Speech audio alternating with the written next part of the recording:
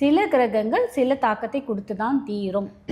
சனிக்கிழமையில் பிறந்தாங்க அப்படின்னா கண்டிப்பாக அவங்க கொஞ்சம் மந்தமாக இருப்பாங்க, சோம்பேறித்தனமாக இருப்பாங்க. அவங்க க்ளீனாக வச்சுக்க மாட்டாங்க. அவங்க வந்து அந்த க்ளீன் மீன்ஸ் நான் எப்படி சொல்ல வரேன்னா, முடி வெட்ட மாட்டாங்க, ஷேவ் பண்ண மாட்டாங்க. ஒரு ட்ரெஸ்ஸுன்னா ஒரு 2 ட்ரெஸ்ஸையே வச்சு மாற்றி மாற்றி அதையே போடுவாங்க. அந்த ட்ரெஸ்ஸையே பார்த்தீங்கன்னா இப்போ காலையில் வெளியில் போட்டு போயிட்டு வராங்கன்னா அந்த ட்ரெஸ்ஸை கழட்டி வச்சுருவாங்க. 2 நாள் கழிச்சு அதே ட்ரெஸ்ஸை தூக்கி போட்டுப்பாங்க.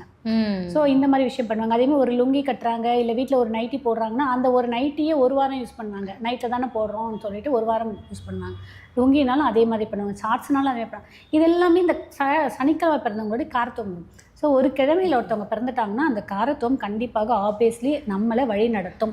அது எதெல்லாம் வழி நடத்தும் பார்த்திங்கன்னா, நம்மளோட குணாதிசயங்களை வெளிப்படுத்தும், நம்மளோட ஃபிசிக்கல் அப்பியரன்ஸை வெளிப்படுத்தும், அடுத்தது நம்மளுடைய தொழில்களை வெளிப்படுத்தும், நம்மளுடைய கர்மாக்களையும் வெளிப்படுத்தும். ஏன்னா இந்த ரீதியான கிரகம் எங்கே போய் அமருதுன்னு பொறுத்து அந்த ரீதியான கர்மா நமக்கு கொடுத்தே தீரும். இப்போ நம்ம ஞாயிற்றுக்கிழமை பிறந்தவர்களை பற்றி பார்ப்போம். நம்ம இப்போ நான் பொதுவாக பார்த்துட்டோம். ஞாயிற்றுக்கிழமை பிறந்தவங்க சூரியனோட ஆதிக்கத்தில் இருப்பாங்க. சூரியனோட ஆதிக்கம்ன்றது என்னென்னா ரொம்ப போல்டாக இருப்பாங்க. ஆக்சுவலாக ஞாயிற்றுக்கிழமை பிறந்தவங்களுக்கு பார்த்திங்கன்னா இந்த ஷோல்டர் நல்லா ப்ராடராக இருக்கும். சில திங்கக்கிழமை பிறந்தவங்களை பார்த்திங்கன்னா அப்படி கூன் போட்டிருப்பாங்க. சனிக்கிழமை பிறந்தவங்க பார்த்திங்கன்னா அப்படி கூன் போட்டிருப்பாங்க. ஞாயிற்றுக்கிழமை பிறந்தவங்க நல்லா ஸ்டிப்பாக இருக்கும். ஸோ ஷோல்டரு ஸ்டிப்பாக இருக்கும், அவங்களுடைய ஹெட்டு ஸ்டிப்பாக இருக்கும். பார்க்கும்போதே அப்படி ஒரு ஸ்டிப்பாக இருப்பாங்க. எந்த இடத்துலையுமே அவங்களுக்கு அந்த கூனுன்றதே இருக்காது. பட் ஆனால் அவங்களுக்கு அந்த போன் பிரச்சனை இருக்கும். ஞாயிற்றுக்கிழமை பிறந்தவங்களுக்கு போன் ரீதியான உடல் உபாதைகள் வரும்.